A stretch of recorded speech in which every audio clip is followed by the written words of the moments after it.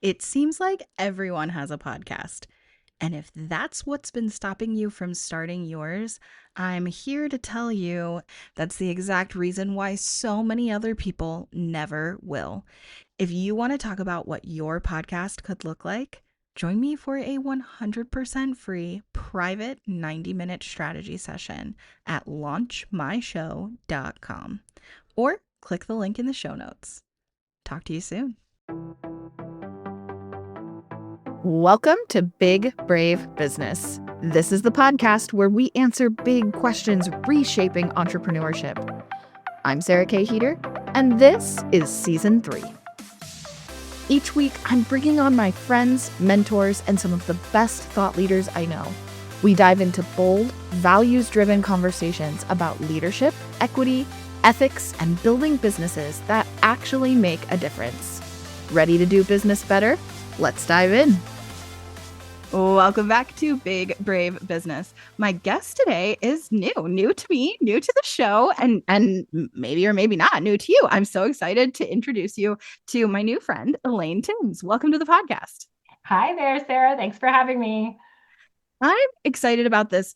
Okay, so I don't know if you, so side tangent, this is actually coming out like a couple weeks later, but so for those of you who don't know, my husband works in my business with me. He helps me with the editing work as the business continues to expand. And so he edits my podcast and he loves to do impressions of people. And he just did an impression of me yesterday that I posted to my Instagram stories. He said, every single episode I say, I'm so excited. And the other thing that I'm excited every week. And the other thing I always say is we met on Threads. And that's also once again true. Elaine and we met on Threads. We sure did. Yes.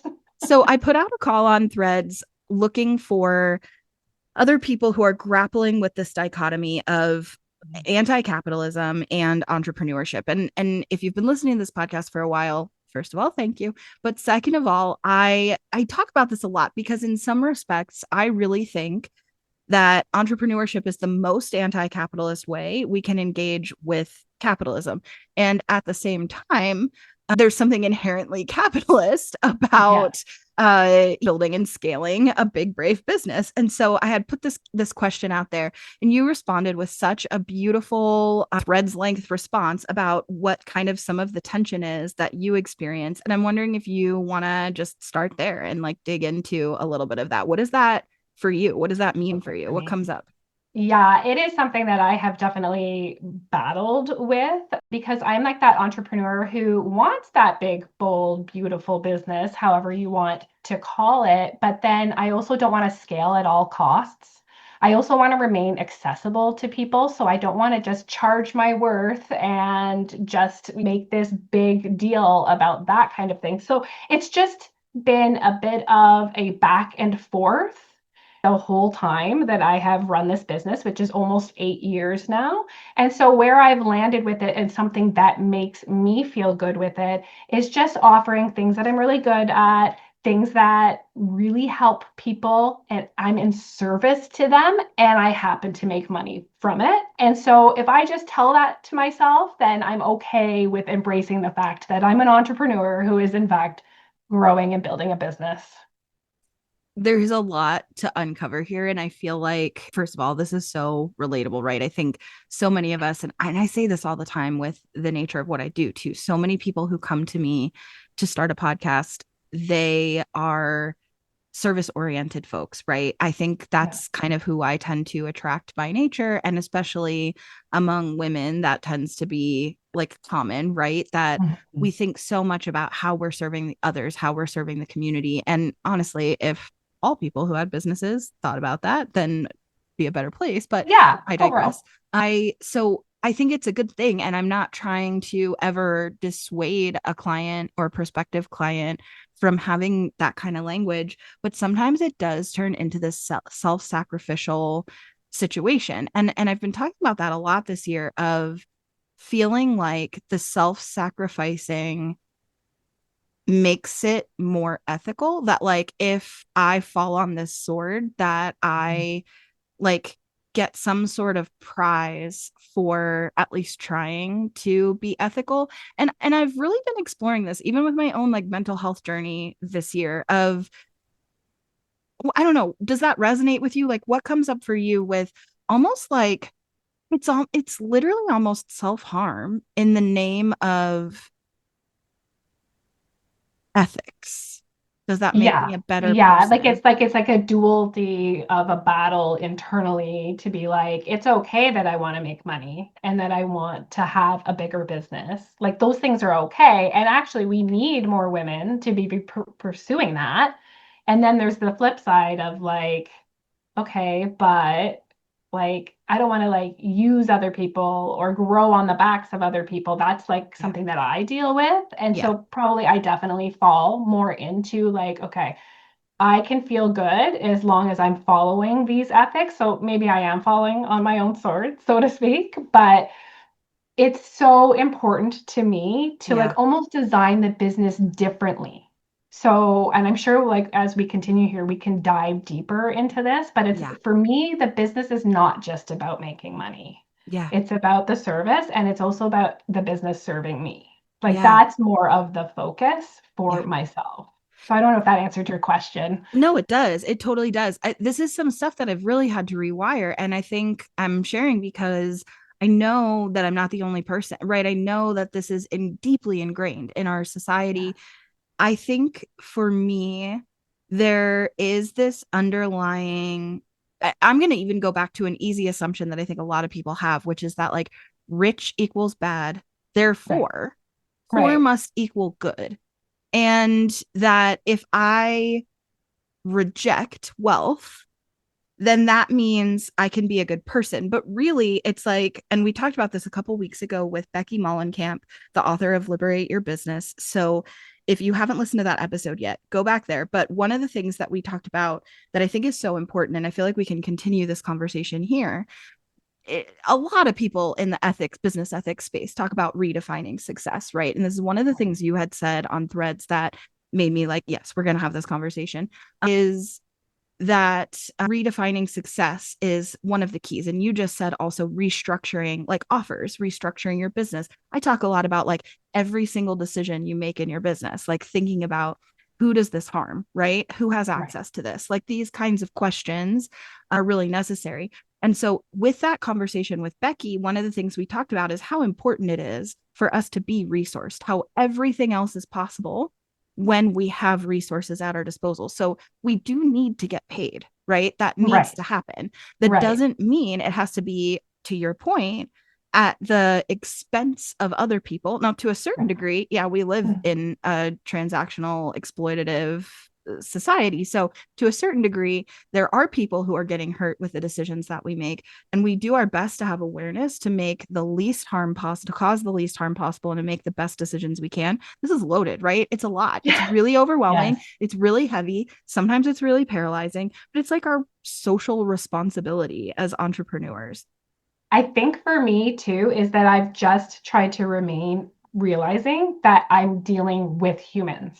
Like they're not just a number on my spreadsheet, right? Like, and that's something that actually drives me nuts. Like, yeah, the spreadsheet leads, like, where are they in the process and stuff like that.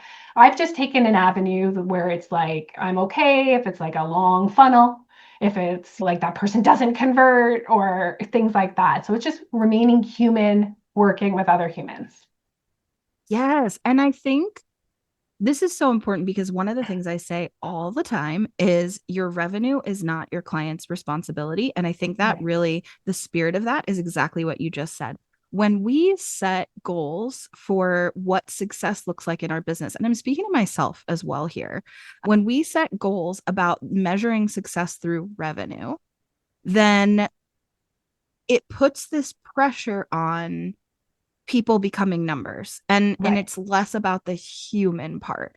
Now we do need a certain number, right? And everybody's number is going to be a little different in order to have access to financial security, and in order to have access to healthcare and housing and nutritional food and education and whatever other transportation, everything, right? Everything, Right. everything, Everything. especially Yes, in the all the United things. States, everything.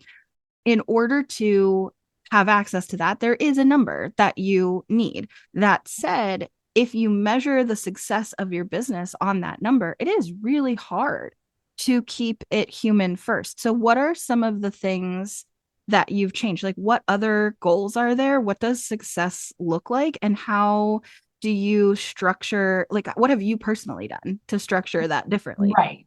So in my own business, I have personally made sure to only offer two offers. So I have rinsed and repeated those for the last 8 years. And then I measure success. Obviously, there's client churn. I'm very blessed also because I have clients work with me for a long time. So really where I focus is that human client relationship Mm-hmm. piece and making sure that they're taken care of so that they want to stick around. So like my average retention rate is like 2 to 4 years, with my longest client being with me for over 7 years. So that definitely has helped me look at other ways at like, why is my business successful? Obviously, one, because it makes me feel good, but it's also allowed me to live my life how I've wanted to. It gives me enough revenue to pay for the things that I want to pay for, but it gives me revenue in other ways. It gives me time freedom, gives me the ability to sleep in every day. Unfortunately, I have kids, so that doesn't always happen. My husband takes them to school, so I get to sleep in most mornings, have a That's a slow good deal. morning. I'm there to like pick them up from school, bring them home, hang out with them. Basically, that for me is a huge one. My freedom to go walk in the forest. I'm a writer too, so I love to spend time creatively writing, doing that more and more. So those are things that are something that is outside of the spreadsheet that have really, really made a difference in my own life.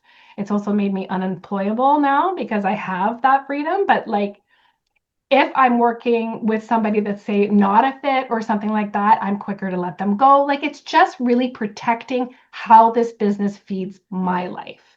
That is success to me. Yeah.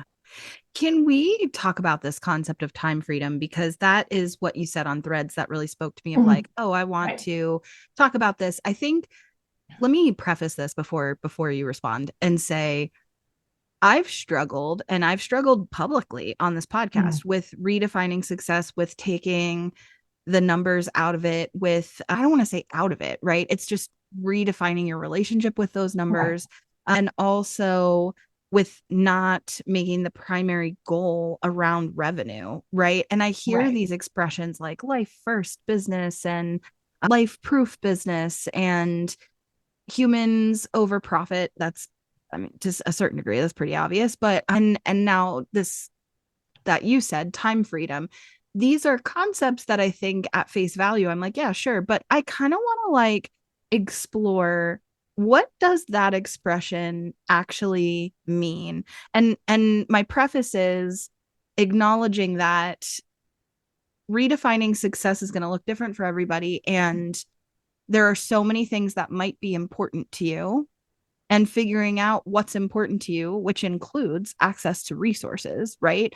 But time is a resource. And so anyway, help me with wrapping Yeah. really like let's dig into that concept. What's time freedom? What does that mean to Time you? freedom to me is the ability to design your days and weeks exactly how you want. Now, does that mean that I don't work in the business or I don't work on the business? Obviously not. You have to set the time aside for that. But if I wanted to work on the weekend because I had a really busy week of like personal things and I wanted to meet up with friends, that's the time freedom that I have in order to make those decisions. And I can do that for Yeah. myself. It also goes back to like, I love a good slow morning. I am a forest dweller. So I want to be able to do that. And I don't want to feel guilty about it. My Yeah. kid gets sick. That's time freedom for me. I don't have anybody there saying, oh, no, you can't take that time off. If it's like a random girls' trip, like my friends and I will get together and like go on like a random girls' trip or something like that. I want the time freedom to be like, yes, I can look at my schedule and go, okay, yeah, I can move that around Yeah. and be available for that. That to me is priceless. Yeah. Like, I'm not truly here. Like, I love my business, but I'm not truly here to build it at all costs that keep me from actually living my life. This is such an important conversation for me personally right now. Some of the things that I've just been grappling with and digging into, and I keep on using this word this year, excavation. You know, people have like a word of the year. I Yeah. had so much trouble picking one this year, so I just didn't. And I feel like what has come to fruition in the first half of the year is that I feel like my word this year is excavation. I just keep saying that I'm excavating. And I Right. think my relationship with success, and really more importantly, my relationship with failure is Right. so toxic. That's a whole other conversation for another day, especially because I'm still processing. But that said, I think this is so interesting because time freedom in the way that you're describing it is exactly what has my husband and I looking at each other almost every day at some point during the day and saying, we love this life. Right. Slow mornings, that's been a big thing for me too. And I love that you said that because one of the main things that you hear people say all the time is morning routine. What's this person's Yeah. morning routine? What's the morning routine of a multimillionaire? What are the people who are doing it? The people who are quote unquote successful? Like, what do they do Yeah. in the morning? And it's very regimented and it's very early and it's very productive. And that is just not what my mornings look like. And I'm so grateful. And it's one of the things Right. that Eric and I look at each other regularly and say, like, imagine, and now of course again like you said, caveat, you have kids that you've got to get to school. We're empty nesting, so we are not currently in That's that it. life stage. Imagine getting up to an alarm at 6 a.m, getting in the shower and driving in rush hour for 20 to 90 minutes And that's every it. single day.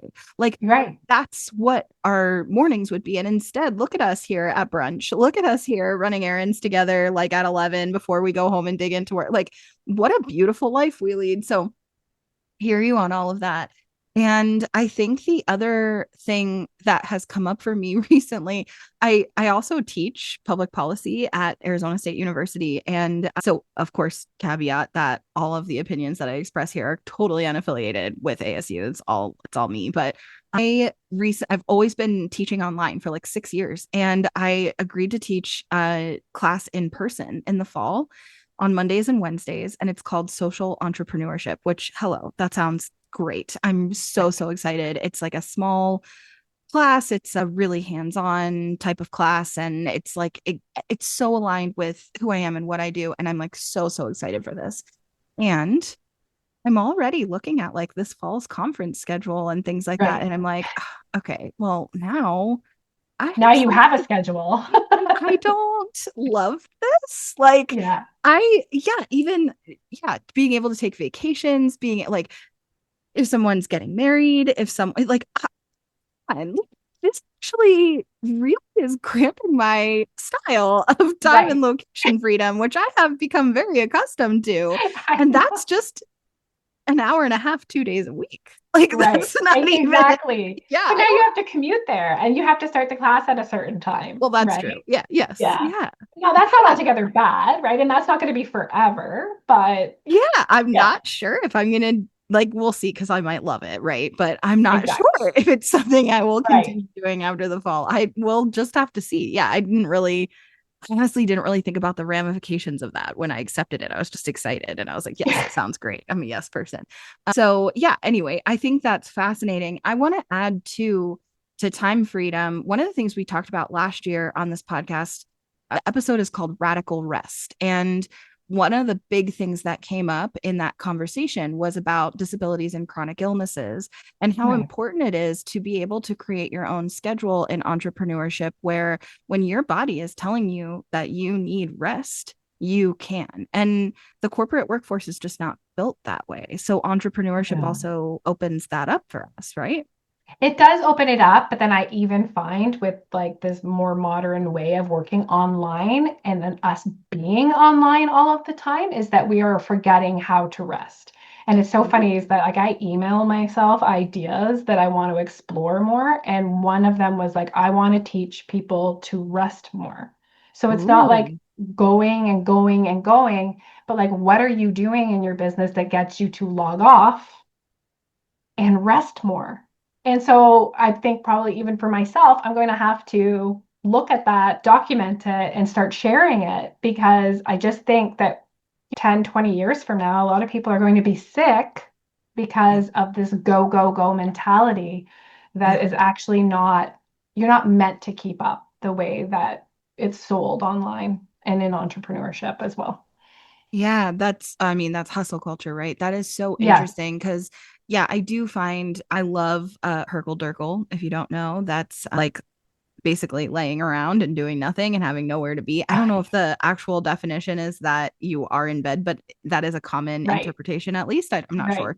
But I don't quite know the etymology of Herkel Durkel, but I love a Herkel Durkel. I Right. love, especially in particular, my like favorite thing and kind of what has become sort of notorious in my family of what I'm famous for is I get out of the shower and I will just lounge in bed, like and Yeah. basically air dry. And but it, like Right. I don't have to rush and get ready. I don't. You're sweating after by the time you're doing your hair and stuff, right? And trying to do Right. makeup if you're into that kind of thing. I don't really wear that anymore, but in my corporate life, I did, right? And so Right. you get out of the shower and you're freshly clean, and then you're pouring in sweat trying to get ready, like Right. in a hustle. And so Yes. anyways, I love a Herkel Durkel. It's the best. And I tend to do a lot of phone scrolling during that time. Right. And one of my friends slash clients who's also been on the podcast a couple of times, Erica Stanley, she calls that same time R&D because she's like, we work Right. in online marketing. So if you're Right. scrolling social media, technically you're working. Like You're working. technically you're Yeah. doing research and development. I'm like, oh, I like that. Except, and it's tongue in cheek, right? It's a joke, Right. but what you're saying is so true because a lot of times the way I kind of justify it to myself and to the outside world, not that anybody's telling me I can't, but directly, but the way I kind of justify it is I'm like, I'm working. I responded to emails. I responded to DMs. I made like a marketing post. Here's all the stuff that I'm doing that's like technically working from my phone as I'm laying there. And it's like, what if I just didn't though? Right. Exactly. What happens if you actually just rested Yeah. and don't feel guilty about it? Yeah. Right? Because it's going to Yes. be there. It's not going anywhere. Right. And you know what? No one's going to notice. That's the other part. We think that everybody's going to like notice when we're not as productive or as online, and no one notices. Yeah. So, One of the things I've said that I love so much about my client relationship is that on the rare occasions that I have taken like a true vacation and I'm going to be out for an extended period of time, like a week or two, right. right? And I have let clients know in advance, I'm going to be unavailable during this time, blah, blah, blah. I'm not going to be responding to emails, or I'm going to have really limited email access, whatever the situation is, depends what I'm doing. I'll say, usually I'll have somebody monitoring my inbox for really important stuff. But I'll also say, like, if it's urgent, you can text me. My clients have my phone number. So I'll be like, Right. and different people might have different opinions about that. But honestly, what my point is here, I've never had someone abuse it. So Right. to say, and what I always set the expectation, yeah, it's my phone number. You can text me literally anytime. You can't call me. I mean, you can, Right. but I'm not going to answer because unless we Right. have a call scheduled, I'm not answering an unscheduled phone call. I have to manage my time better than that, right? But Right. you can schedule a call. You have the scheduling link, and also you can text me literally anytime. If I am unavailable, I will not answer. Right. It's fine. When I'm Exactly. available, I will respond. And so I set that expectation with clients. Yes, here's my phone number, but also I'm I won't let you abuse it because I'm just not going to answer if I'm not available, right? But what's Right. interesting is on the rare occasions that I have taken like a true vacation, I try to do it like once a year, but it doesn't always happen. My clients respect it, right? And so I'll say, if Right. it's urgent, text me because I'm not going Right. to see it via email. So you have to text me if it's urgent. I'll get maybe maybe one Maybe. text message while I'm Right. out for 10 days. And it always surprises me. And like the messages from people are like, great, I'm so glad you're doing this. And I Right. just love that like entrepreneurs working with other entrepreneurs, we're like all collectively unlearning that hustle. Right. Like, That no, like please. hustle at all Yeah. costs. And because there's a business mentor in my life, and she always says, like, you're not like in the emergency room. Like, Yeah. you're not performing life saving like procedures here, right? It can wait and it's going to be okay. Yeah. I do always say that there's no such thing as an emergency in Right. podcasting. There's just not. No. Like, it's And it's the never same going to in my be an business. emergency. Mm-hmm. Yeah. Mm-hmm.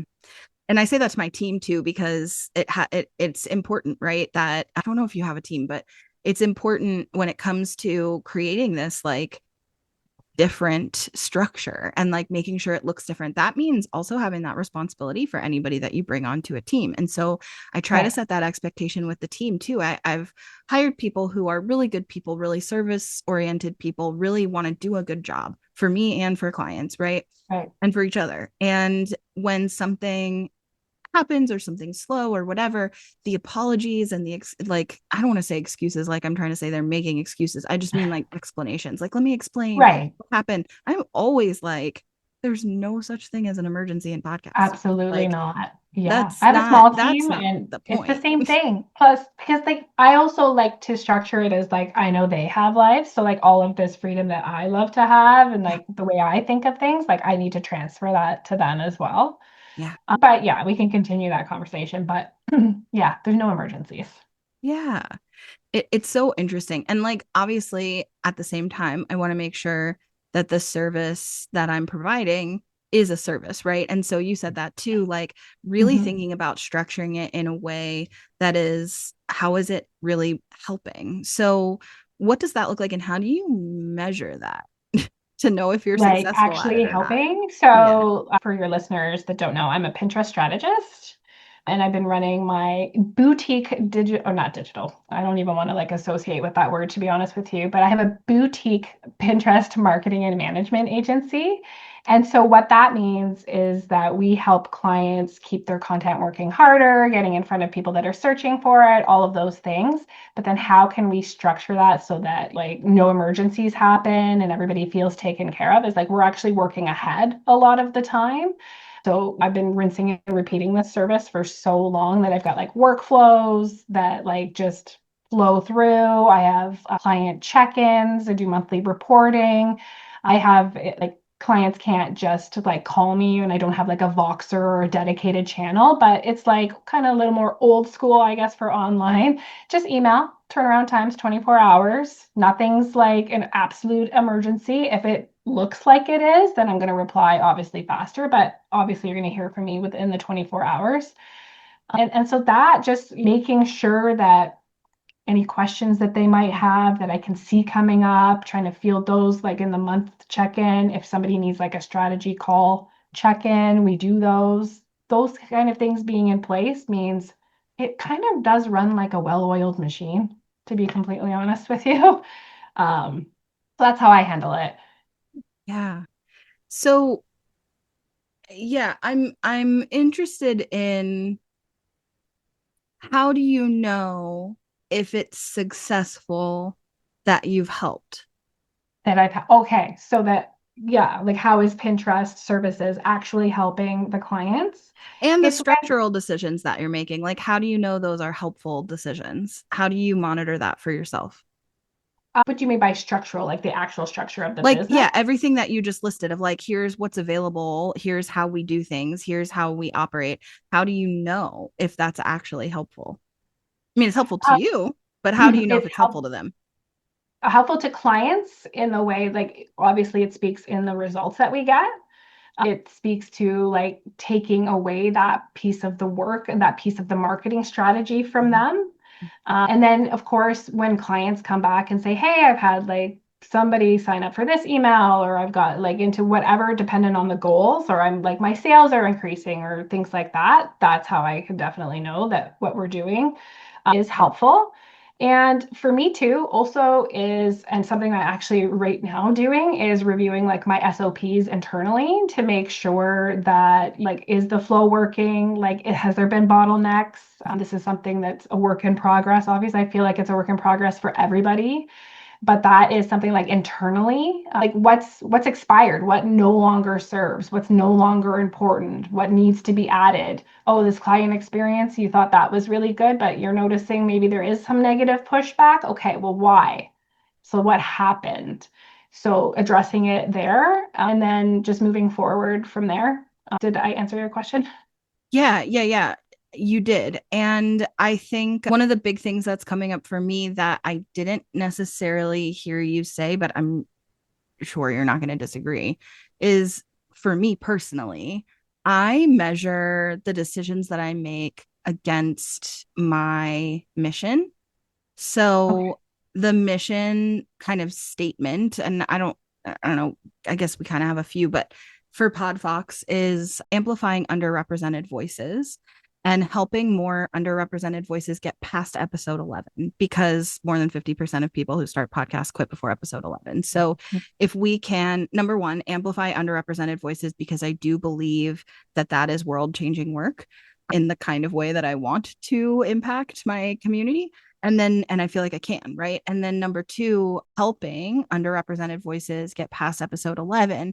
I think that those two things, yeah, it really gives me like a benchmark to put everything against. Is this actually working toward that? And if it's not, we don't need to be doing it, right? Like, Right. it doesn't mean it isn't getting results. And maybe it is and maybe it isn't. But are those results aligned with the mission? And if not, Right. like, then Fair. no. And you said this about keeping it simple, essentially, with like, I have Yeah. two offers. It's these two offers. And that's part of, I think, when they say the proverbial they say to The strip back gods. and Yeah. keep it simple. And yeah. And like, yeah, really simplify your business, like take out all the complication. That's setting you up for success.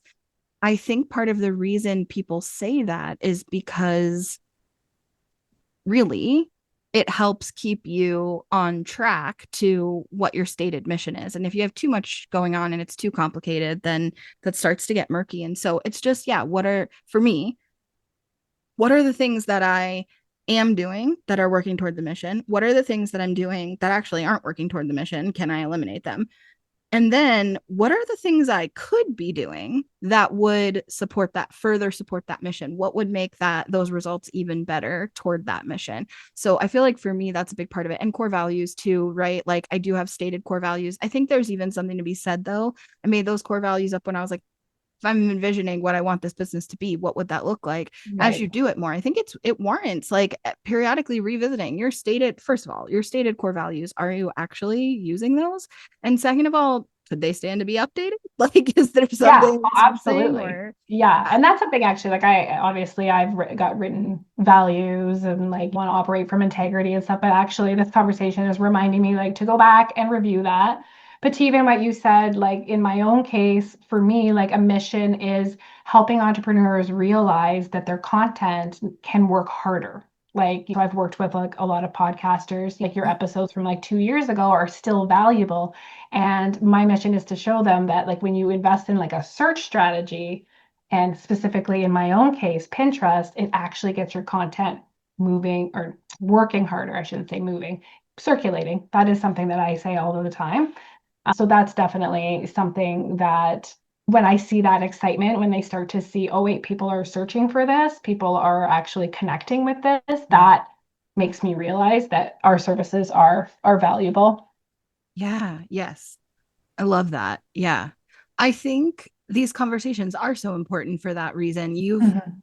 You've reminded me and refreshed some things for me of realizing, I think so often when we sit down with, especially if you have a team, you sit down with your team and you're doing like strategic planning, whether it's for a launch or whether it's for annual planning or quarterly planning or whatever, it is really easy to like get bogged down by the numbers, right? And so Mhm. this conversation has really reminded me to consider what other metrics for success there are and how we can really keep that top of mind. I think that's so important. And then yeah, I think the mission statement and the core values, that's another thing of when you're sitting down with your team and you're doing launch planning, quarterly planning, annual planning, are you reviewing your mission and your core values? Are you measuring the decisions that you're making against that? And I think it's every decision too, right?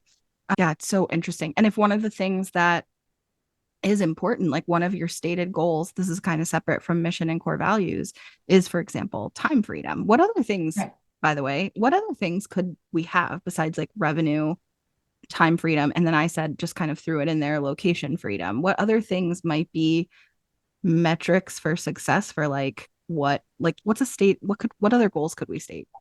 I would suggest, like in my own life, what I like to do is help clients log off and still have things like working for them. So that would be one that comes like top of mind.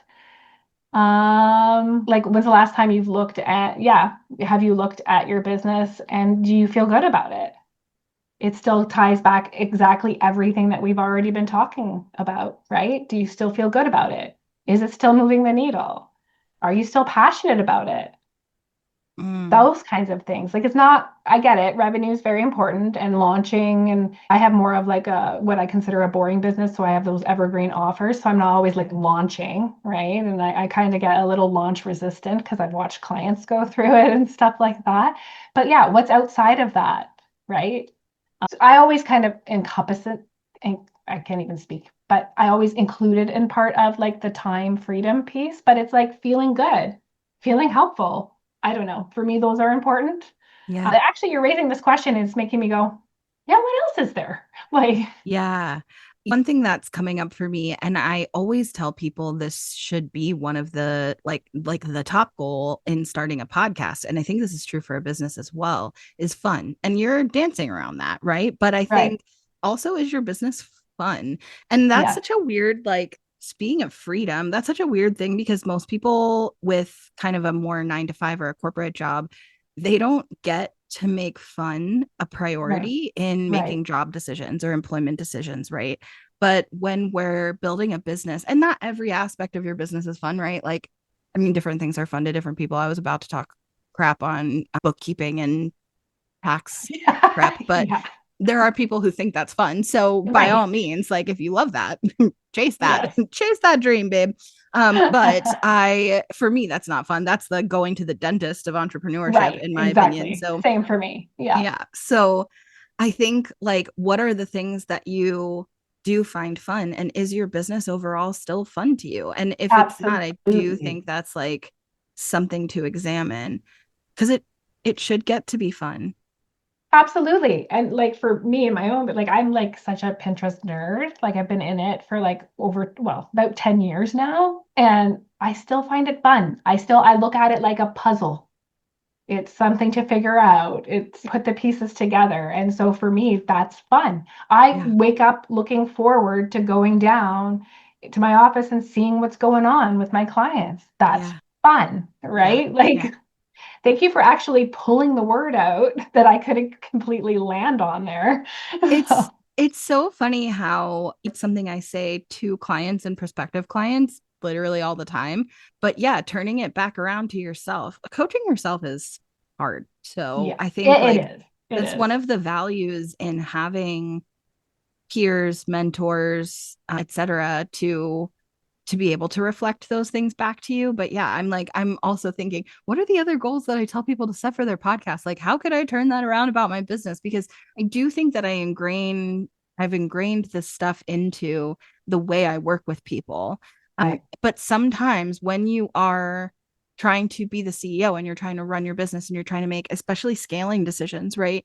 Mhm. It is hard to keep that. That's one of the things that I think is so valuable about having this podcast in my life is that I'm Right. having these conversations that force me Ding, to ding, be a ding. better leader. And I hope Right. that that helps you too. And to you Yeah. listening, I hope that that helps you too.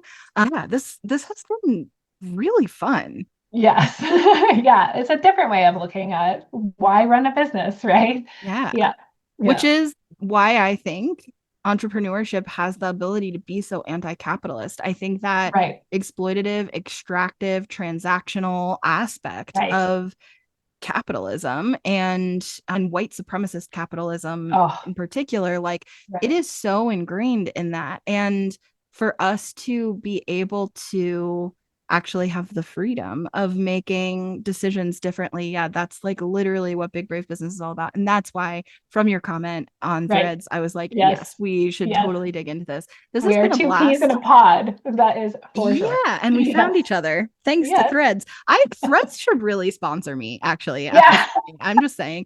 Anyway, I know, and I actually said this to you too when we set up an opportunity to meet about Big Brave Business. I was like, oh, we also need to have a coffee chat about Pinterest because Pinterest is something that I definitely underutilize in my business. I bet Right. there are a lot of people listening to, well, I don't know if there's a lot of people listening to this. I hope there are. Hey, I but bet the you there person are. listening to this, I think probably is also Pinterest curious. And so if Right. you want to learn more about Elaine's offers or the different ways to leverage Pinterest for recirculating your content and so that your content can work for you and you can log off and actually rest, if that all sounds Right. great, which I know it Right. does, All of Elaine's information and links to connect, etc., are going to be in the description of the episode. So make sure you go check that out. And if you have opinions or want to learn more about what rest could really look like, or what other goals you have other than revenue in your business, or any of the other things we've talked about, I know that I can speak for both of us and say you are so, so welcome and enthusiastically invited into our DMs. We would love to talk with you about it. Yes. And to chat about it. So please stay tuned. I'm going to be posting more about that myself because I think that's, yes, definitely what people need to realize more. Yeah. And I think it really goes with your with offer, my whole which, thing. Yeah, my whole yes, stick. which is so beautiful. And that's why your offer is what it is and why it exists. And this is everything that we're talking about. Yeah, that's like the synthesis of really all of this. Yeah. Yeah. So thank you so much for being here and for digging into some of this with me today. I really appreciate it. Thank you so much for having me, Sarah. It's been a joy to be here. And for you listening, thank you so much for being here, and we'll see you next week.